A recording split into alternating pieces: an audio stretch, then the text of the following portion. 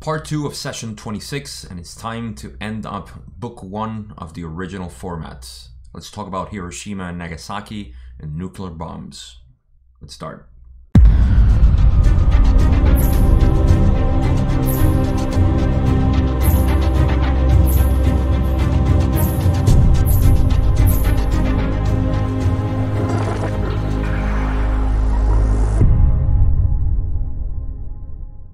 Picking up from last video, we were talking about the last little bits of information that was asked by Don to finish up the history that he was laying down in his line of questioning from 75,000 year master cycle all the way to today's date, or actually to that date, 1981, current date, let's say.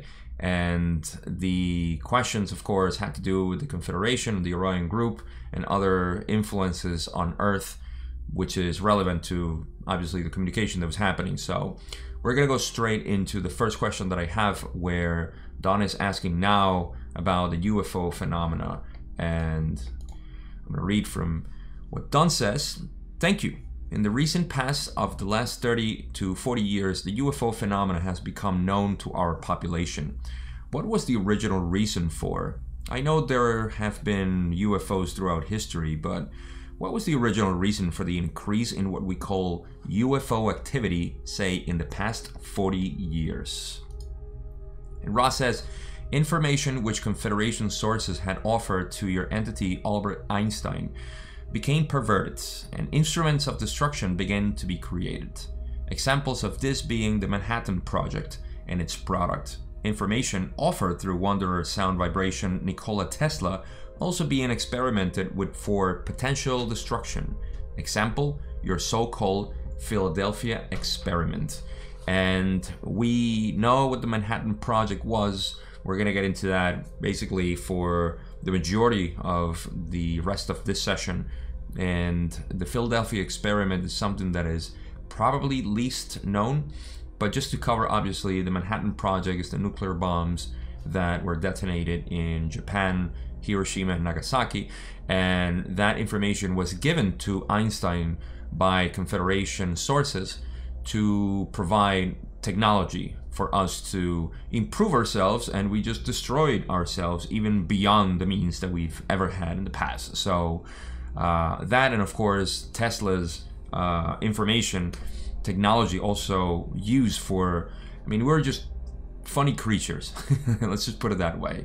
The Philadelphia experiment was the one that was done on a boat or a ship, that they were vibrating it to a point where it would phase out of this reality. They were conducting experiments, and people were stuck. The crew that were there got stuck in the ship, like in the walls and the metal and stuff like that. It was a horrifying view, of course. So I suppose there was other type of experiments that were done. This is all, you know, in the information from insiders, and of course all conspiracy theory stuff that is it's usually not considered as something true, but we all know where this is going to. So in any case, for what's relevant to this session, they realized the monkeys with blades that we were in technology, so they came here and intervened, of course. So that's what we have so far. Ra has more to say, and I'm going to read it. And they say, thus we felt a strong need to involve our thought forms in whatever way we of the Confederation could be of service in order to balance these distortions of information meant to aid your planetary sphere. Again, they're always trying to help here by giving us either information, technology, or other means, and there's always a way to distort that by the negative beings, and also the very well conditioned people in the elite that have been here for hundreds of years, if not thousands, depending on how you want to see it. So there's always that distortion of the information for self-gain, which is the typical label of the negative entities and the trademark of them. So that's why they felt the need to do this. And we're gonna go on with the rest of the information that Don wants to know. And he says, then what you did, I'm assuming then, is to create an air of mystery with the UFO phenomena, as we call it, and then by telepathy send many messages that could be either accepted or rejected under the following, of course, the law of one, so that the population would start thinking seriously about the consequences of what they were doing. Is this correct? Ra says, this is partially correct. There are other services we may perform. Firstly, the integration of souls or spirits, if you will, in the event of use of these nuclear devices in your space-time continuum. This the Confederation has already done. We are going to get deeper into what Ra is saying here in terms of the detonating of the nuclear bombs and what they did as part of their services, which is the nuclear devices being detonated, and then the integration of the soul, I believe is what they call it. So we're gonna get into that. But one little part that I wanted to add that is part of the question that Don had was that they started appearing in the skies and all this stuff. I mean, there was a lot that the Confederation was doing, and all this activity obviously created an explosion of technology as the Roswell crash gave us, with all the technology that was reverse engineered there. But also create, like Don said, this sense of amazement that, you know, there's something out there, and then attached to what just happened after World War II and the rest of the information. And I'm not going to get into this because it's all in a previous session when they contacted Eisenhower and all that stuff. So I just wanted to make that mention because that's where Don was really asking the question, and now he gets amazed by this specific question or answer by Ra, and we're gonna get into that right away. So Don says, I don't fully understand what you meant by that. Could you expand a little bit? Ra says, the use of intelligent energy transforming matter into energy is of such a nature among these weapons that the transition from space-time third density to time-space third density, or what you may call your heaven worlds, is interrupted in many cases. Therefore, we are offering ourselves as those who continue the integration of soul or spirit complex during the transition from space-time to time-space. Well, first of all, we're going to get more details into this because this does not explain the whole picture, but let me go little by little, and it's going to start making more sense as I read it and I explain it further. So, the use of intelligent energy transforming matter into energy is what the nuclear bomb does. It creates a release of energy by its very nature, and that disintegrates the atoms and everything around it. So it's not only in the physical world that we see this, because that is space-time, but also in time-space because of the nature of the explosion and the physics behind it of the fabric of space. It also seems to dissolve the soul, because the soul is also, even though it's not in space-time, it's in time-space, but it's also made up of energy, and that energy can be disintegrated and dissolved, and we're gonna get into that. But that's what they were preventing, that the transition as you die and your soul kind of like leaves this vehicle and goes into time-space, that soul is actually in jeopardy. It's in danger of being dissolved completely because of this nuclear bomb. So you can understand the reason why the Confederation came here to assist us in this war with nuclear bombs, and why the Cold War in general was just a fake, a hoax in that regard, because they had already disarmed all of that. They have been monitoring all this stuff because they would not allow this to happen. So nuclear war was never a threat after they detonated that in Japan, and we're gonna see what they did in Japan in a little bit. So let's go on with the next question, where Don says, could you please give me an example from, let us say, Hiroshima or Nagasaki of how this is done? And Ra says, those who were destroyed not by radiation but by the trauma of the energy release found not only that the body-mind-spirit complex made unviable, but also a disarrangement of that unique vibratory complex you have called the spirit complex, which we understand as a mind-body-spirit complex, to be completely disarranged without possibility of reintegration.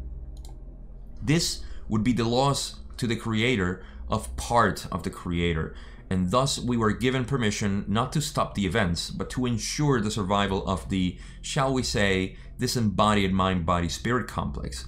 This we did in those events which you mentioned, losing no spirit or portion or holograph or microcosm of the macrocosmic infinite one.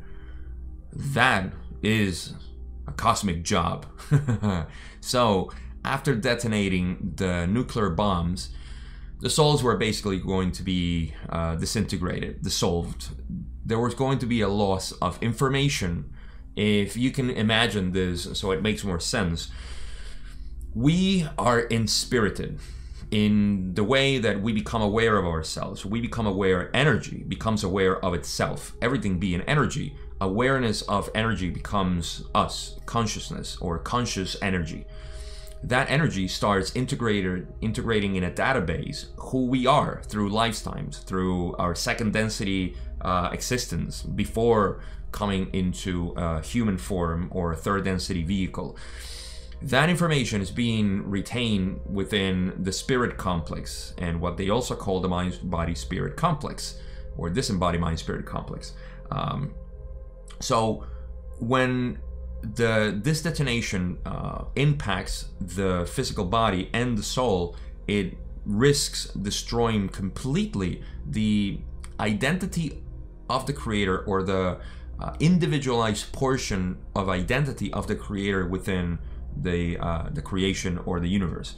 So that's what they were trying to prevent, and they did. So we're gonna get into more details. I mean, this is fascinating. I wish I could talk more about this, but we have so much to cover still, and I don't want to drag this too long. But that's what they did. They basically recovered the possibility of soul disintegration of these brothers and sisters who died in Hiroshima and Nagasaki. So we'll go to the next question, where Don says, could you please make the instrument cough and then tell me just vaguely how you accomplished this? Ra says, this is accomplished through our understanding of dimensional fields of energy. The higher or more dense energy field will control the less dense. So, well, first of all, Carla was still sick, and we're going to see this in the next sessions, that she was still a little bit congested and her vital energy was low, so that's why you would hear or see that they would make her cough. So we've seen that in the past couple of sessions, so no surprise there.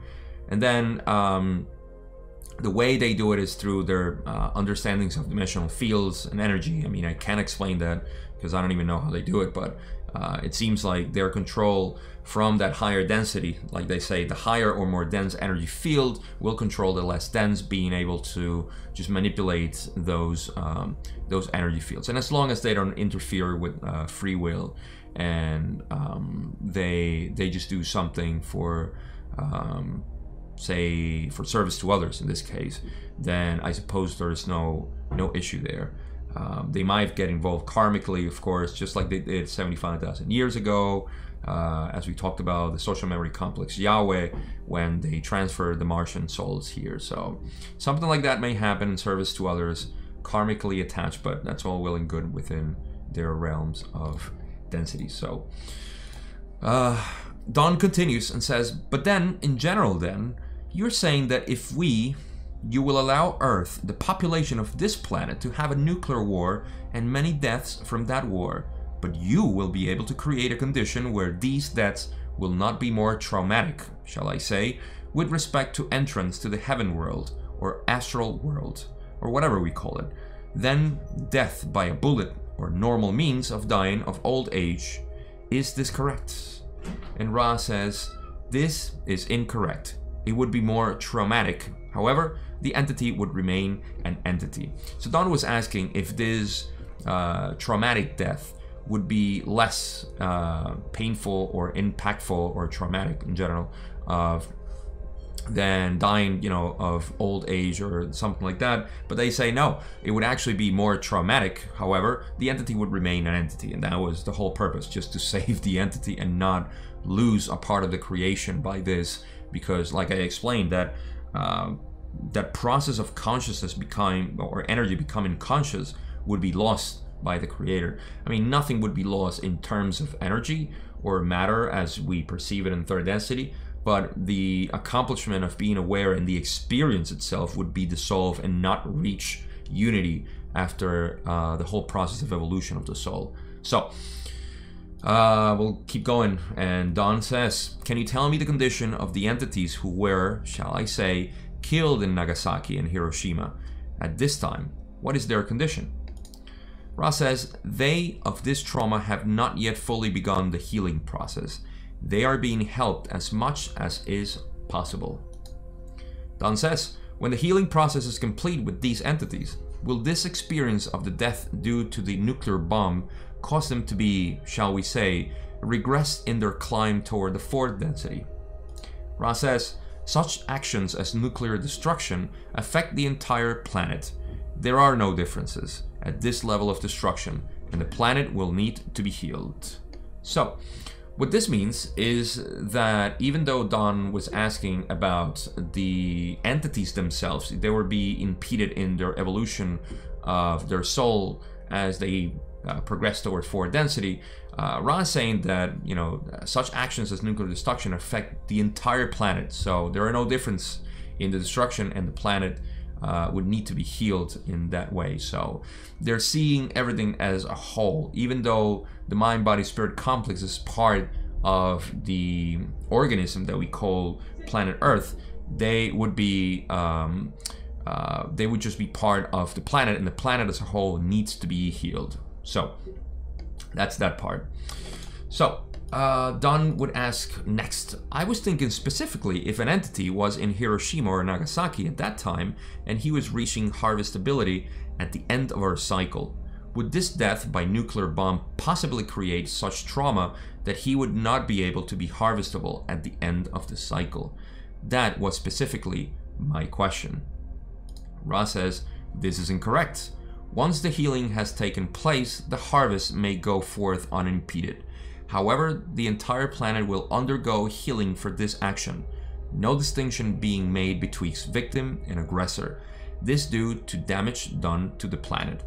So I think there was a little confusion here when Don was asking about the entity itself, if it would impede the entity themselves, because due to the traumatic effect that happened through the nuclear explosion, the entity might be impeded to repeat their quick enough their experience here in third density, and if that would affect them.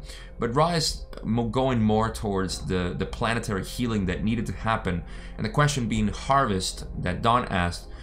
Ra simply says that that we need to heal the planet first before harvest, and once the planet is healed, then harvest is going to happen.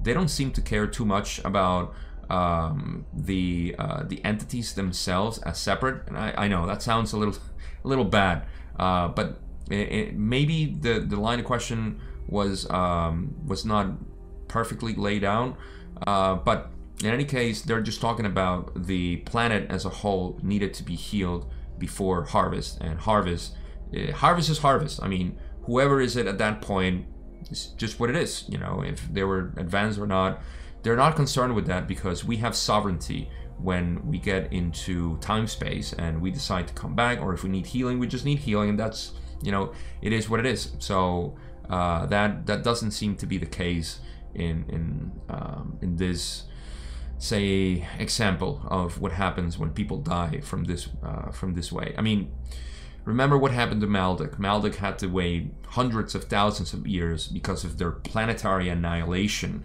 how they destroyed their planet. So they had to wait 100, 200, 300,000 years before they were actually able to be reached by the Confederation. So, and it is what it is. Time is not a big problem in time space, so big deal.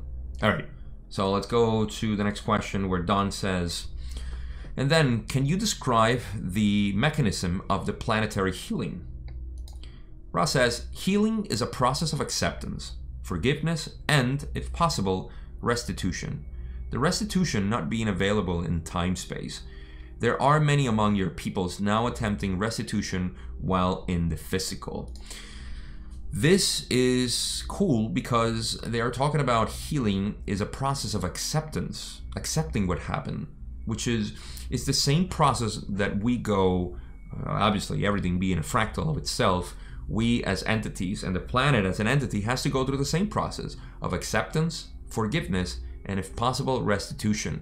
This is the same process that we go through when we are doing, say, soul work or whatever you want to call it. Is just how we align ourselves better with our true self. And it has to do with acceptance. Acceptance is such a key word. And forgiveness being the forgiveness of the understanding of who we are, who we were, and who we continue to be. So in the same way, this is what needs to happen for the planet, and this happens us collectively, not just the planet itself. Oh, well, leave Mother Earth to figure it out, you know, what's going to happen, and we'll see, you know, we'll see what we have to play in there. We are the consciousness of the planet, so we can do our part certainly for this and accept what happened, as opposed to still bring that sadness or that depression that comes from seeing what happened. What happened, you know, and we just need to accept it, forgive everybody that was involved in that, and of course any possible restitution, which I'm not sure how it happens, but they do say that it doesn't happen in time space, so it does happen here in some way. How is it? We'll see. All right, so Don says, how do these people attempt this restitution in the physical? Ra says, these attempt feelings of love towards the planetary sphere and comfort and healing of the scars and the imbalances of these actions. I can only add to this the fact that we are still damaged mentally by thinking that we are somehow separate from the planet. It's almost like it's a cancerous thinking, if you think about it, because cells that become cancerous, what they're doing is that they don't do this consciously, maybe they do, but they're just feeling separate from the rest of the organism. And that's what we're doing by the sheer thought of us thinking that we are not part of this planet. We are separating ourselves from it. We're becoming a cancerous thought, like I said. So when they say that these attempt feelings of love towards the planetary sphere and comfort and healing of the scars and the imbalances of these actions, it means us as a race, as a humanity, just being able to accept this fact that once and for all, it's not that we're part of this planet. The word is wrong even. Part of this planet. We are the planet. We are as much the planet as a mountain or air is, or water or fire or animals, plants, anything you can think of is just one big wave going up and down, and you know, inside and outside. It's just one big wobble going on, and we're part of it. So if we destroy something, it's almost like we're scarring ourselves. So this is something that needs to get embedded in our subconscious or our collective consciousness, and I think that's where the healing definitely will come, and we will start manifesting way different world. But anyhow, it's a deep rabbit hole we can get into. All right, so Don says, then, as the UFO phenomena was made obvious to many of the population, many groups of people reported contact. Many groups of people reported telepathic communication with UFO entities, and many recorded the results of what they considered telepathic communication. Was the Confederation, shall we say, oriented to impressing telepathic communication on groups that became interested in UFOs? Ross says, this is correct, although some of our members have removed themselves from the time-space using thought-form projections into your space-time and have chosen from time to time, with permission of the Council, to appear in your skies without landing.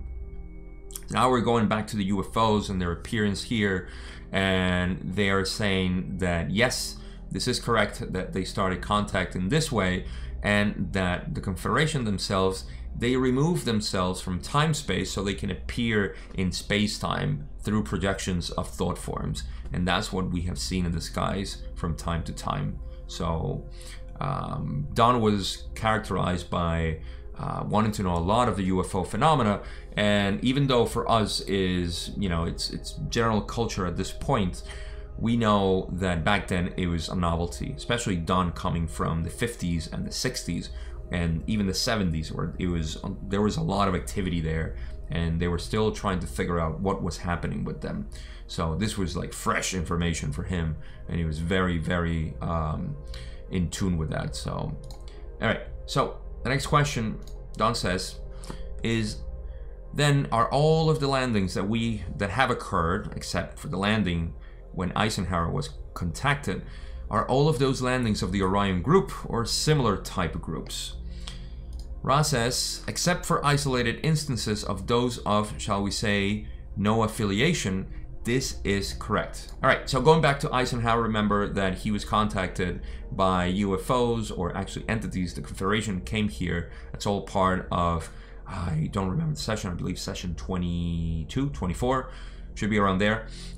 It's right in the thumbnail, so go watch it if you want. But yeah, Don is asking if all those landings have been the Orion group, actually. And Ra says, that's correct, except for isolated instances of those, shall we say, no affiliation. No affiliation meaning either the Confederation, so it could be one of those windows where simply other entities can come through, and I call them like visits, like random visits that they come and say like, oh, look, a bunch of humans here, let's see what they do. And those to me are no affiliation. Or maybe the Confederation and other ones have come here with no affiliation to other people on the planet, like maybe Aborigines, other people are not affiliated with the Confederation and all the distortions they have caused. I'm not sure. I'm just throwing arrows here, but that really caught my attention when they said no affiliation. So one or the other, or maybe both. Who knows? Now we're getting into the last couple of questions, where Don says, is it necessary in each case for the entity who is contacted in one of these landings to be calling the Orion group? Or do some of these entities come in contact with the Orion group even though they are not calling that group? Ra says, you must plumb the depths of 4-density negative understanding. This is difficult for you. Once having reached 3rd density space-time continuum through your so-called windows, these crusaders may plunder as they will. The results completely a function of the polarity of the, shall we say, witness, subject, or victim. We have more to answer here, but I wanted to make a pause because this is the contact of the Orion group with people here that we're not calling them.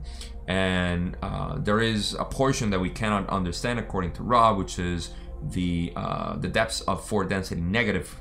So that understanding is not available to us, and it's very difficult apparently. So once here, the results of that contact has to do with our polarity and the way we perceive things. So one thing I would add here is that we are never in danger of the Orion group's influence. I want to make that a strong point here. It's not like we're vulnerable to these entities. They are ourselves in a negative form, which means that when we consider them as equals, there's nothing they can do. And when we consider them with love and acceptance, there's even less they can do. And this is important because it illustrates how, when they say the results completely a function of the polarity of the, shall we say, subject, us, the person being contacted. So I thought it was very important to add that in, because when they say it this way, it really validates the point that we are not in danger of them, but we shouldn't be inviting of them either. So, I mean, they're just mischievous entities that are there to cause some chaos within the creation, and that's how I see them anyways. I don't want to influence you into how to see them, but that's just my point, and it makes me feel a lot more whole with the whole creation. But anyhow, there's more to this, and Ross says, This is due to the sincere belief of 4-density negative that to love self is to love all. Each other self, which is thus either taught or enslaved, thus has a teacher which teaches love of self. Exposed to this teaching, it is intended that there be brought to fruition an harvest of 4-density negative, or self-serving mind-body-spirit complex. So now we're just talking about the philosophy that the Orion group wants to impart here, that they want to teach. By them, and we've spoken about this in the past, by them manipulating others, they also teach them how to manipulate others, and then a chain reaction happens, which is the creation of a negative environment or a negative chain, let's call it that way, that would create the elite and so on, and possibly having a 4-density negative harvest, which is what the Orion group wants, as well as the Confederation wants a positive one. There is no reason to have no negative harvest here. Yes, we should have negative harvest, and we should be okay with that. We're still in the mentality of rightfulness. You know, we have to light must defeat dark. Light cannot defeat dark. There's no battle there. There's just simple duality of the creation. So I think it's funny at this point where we still think that there is a war going on between the forces of evil and the forces of good, the dark and the light. It's almost like saying, you know, when I turn on the light, you know, there's a fight there. No, there's just light, you know, going on, and you are just picking which side you're on. So it's what I call the dance of the cosmos. We're dancing, and we just have to pick a partner or just become that partner, whichever way you want to see it. All right, last question that I believe I have to share here. And it's Don saying, then I am assuming all of the UFO groups who were attempting telepathic contact from the Confederation were, shall we say, high priority targets of the Orion Crusaders. And I would assume that a large percentage of them were, shall we say, had their information polluted then. Can you tell me, do you have any idea what percentage of these groups were heavily polluted by the Orion information, and if any of them were able to remain purely a Confederation channel? Now, before I get into this answer, because it's going to be a beautiful one, and it's funny because we're not going to get any information out of it, and you'll see why. But I want to say a little background. Don was asking about all the information that was channeled recently in their times, 40 years ago, exactly 40 years ago actually, and he was asking about, say, W.B. Smith work or the other channelers that did all this massive channeling in the 50s and 60s to get the Confederation information. And of course, again, and he was threading on just a little bit muddy territory here, because he was asking again, like, which information was negative, just like before he asked in this same session about the Bible. And that, of course, we know the answer. So that's the information that he was asking, so he could know how much of the Orion group had tainted, you know, those channelings. And Ra, of course, as usual, is gonna mind blown me once again. Hopefully you get mind blown by this. And it's not just a denial of information, but what they say. And Ra says, I'm gonna give some nice tone here. To give you this information would be to infringe upon the free will or confusion of some living. We can only ask each group to consider the relative effect of philosophy in your so-called specific information. It is not the specificity of the information which attracts negative influences. It is the importance placed upon it.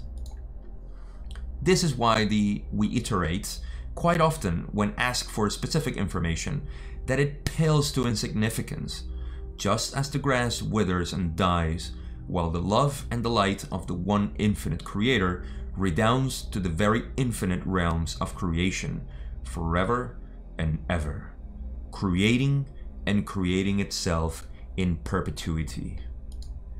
Why then be concerned with the grass that blooms, withers, and dies in its season, only to grow once again due to the infinite love and light of the one Creator? This is the message we bring. Each entity is only superficially that which blooms and dies. In the deeper sense, there is no end to beingness. Boof. Beautiful. Just beautiful. Why do we need to ponder and wonder so much about this transient information? We are a little bit obsessed with that. Admittedly, I am one of them. And I'm learning from all this that we should just allow things to flow. We are only here to have experiences and make choices. Those choices are either to accept, to reject, or to remain indifferent. The choice is yours, but the path that those lead to are or should be available to you to understand. Again, I just love even though the mind or the collective mind of the Ra group was very precise and not very poetic, sometimes they do amaze me with the information that they give and the way they put it. And here, we're not ending the session yet, but because I want to share something else. Speaking of beauty, I want to share something else that Don said in this session. And I'm going to bring this into the conclusions because I think this is just the best way that I can conclude this session and being the end of book 1. But there's so much to get out of what Ra said here in terms of how we perceive life, how we perceive information and experiences. So I just wanted to read that to you in that voice because it just sounded beautiful to me. So I hope you enjoy that as much as I enjoyed reading it and rereading it again, because I had to reread it several times. It's so beautiful. Anyhow, we're gonna get into now Don's chance to say something that to me was, again, very soul refreshing, if you will. Don says, as you stated before, it is a straight and narrow path. There are many distractions. I plan to create an introduction, shall I say, to the Law of One, traveling through and hitting the high points of the 75,000 year cycle, possibly a few questions into the general future. After this introduction to the Law of One, as I call it, I would like to get directly to the main work, which is creating an understanding that can be disseminated to those who would ask for it, and only to those who would ask for it, for an understanding that can allow them to greatly accelerate their evolution. I am very appreciative and feel it a great honor and privilege to be doing this and hope that we can accomplish this next phase. Now it's here. Don just hit me here. Ra hit me here in the last part of their answer. Now Don is hitting me here. Remember that we were finishing book 1 here, or Don was finishing book 1, and this was the ending of what he said. I thoroughly enjoy, Don is somebody that I am very, very grateful for, and I am also in admiration of who he was and the person that he was. And for him to say these words, you can see the beauty of his soul, just talking about what he wanted to accomplish with this channeling. He was thinking so much about all of us.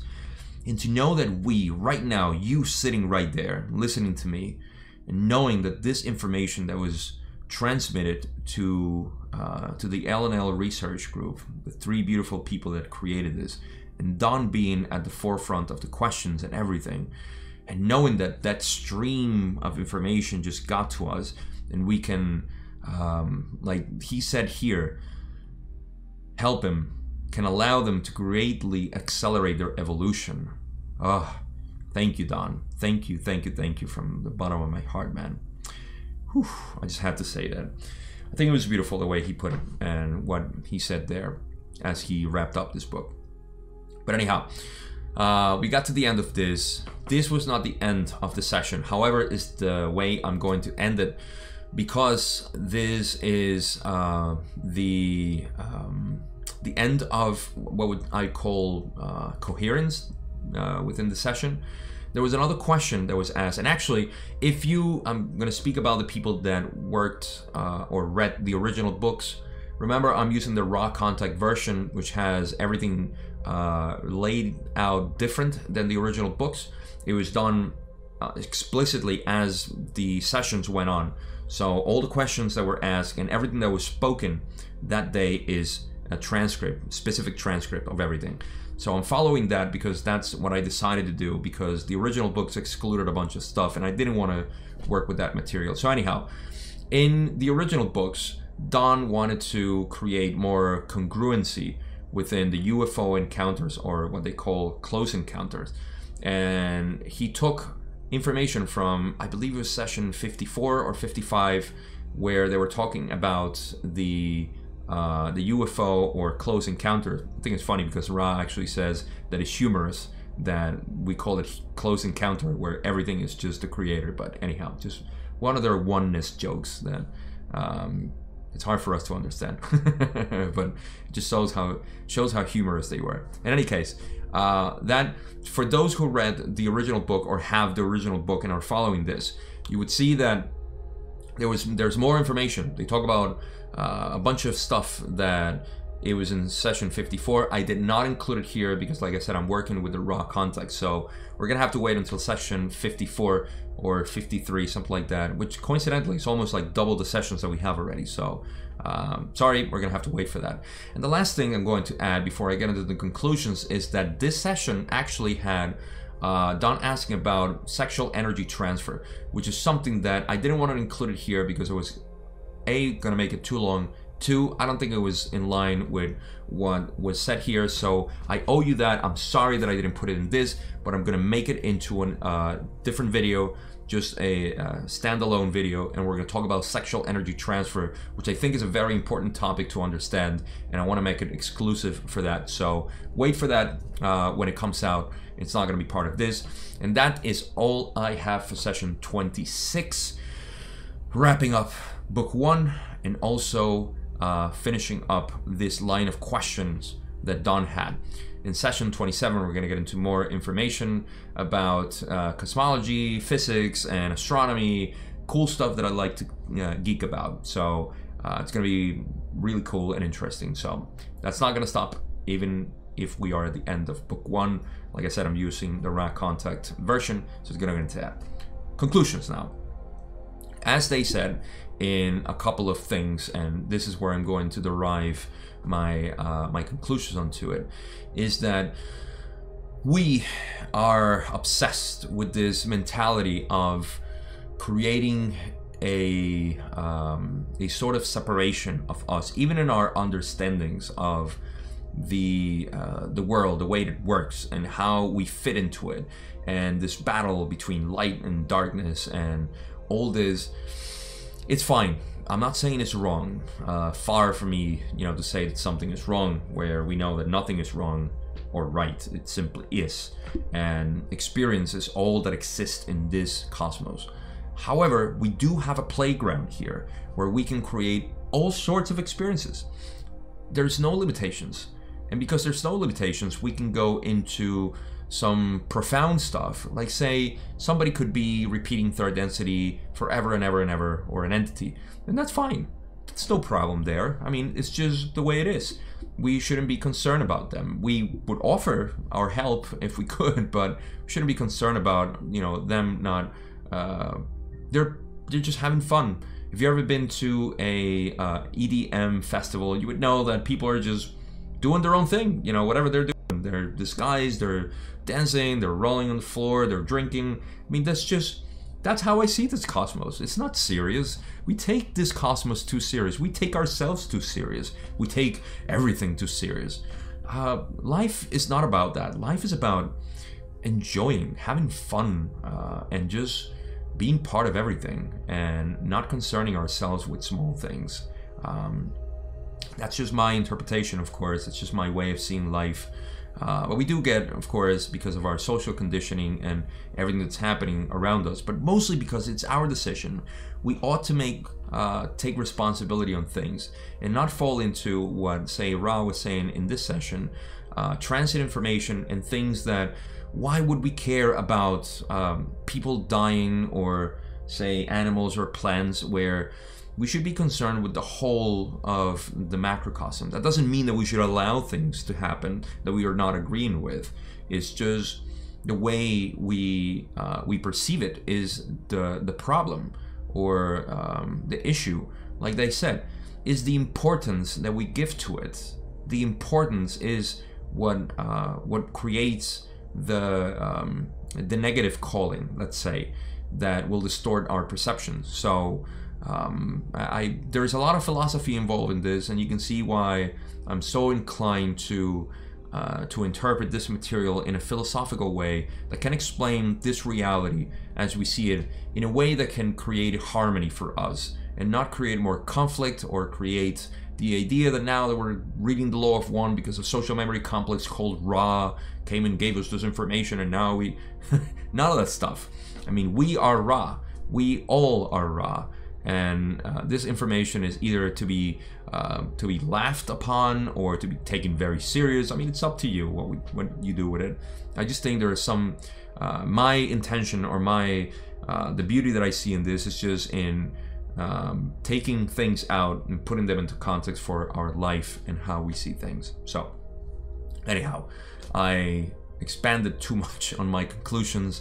I get carried out by, or carried away by, philosophy in general, and just explaining things like this, or talking to myself in general. So thank you for listening. Thank you for being part of this. And even though book 1 is done, we're going to go into session 27 right away next week as usual. And I have nothing else to say but to thank you for listening. Thank you for being part of this. Subscribe, of course, if you haven't, you know, the whole jazz. And we will see each other next week in session 27. Thank you so much. Much appreciated.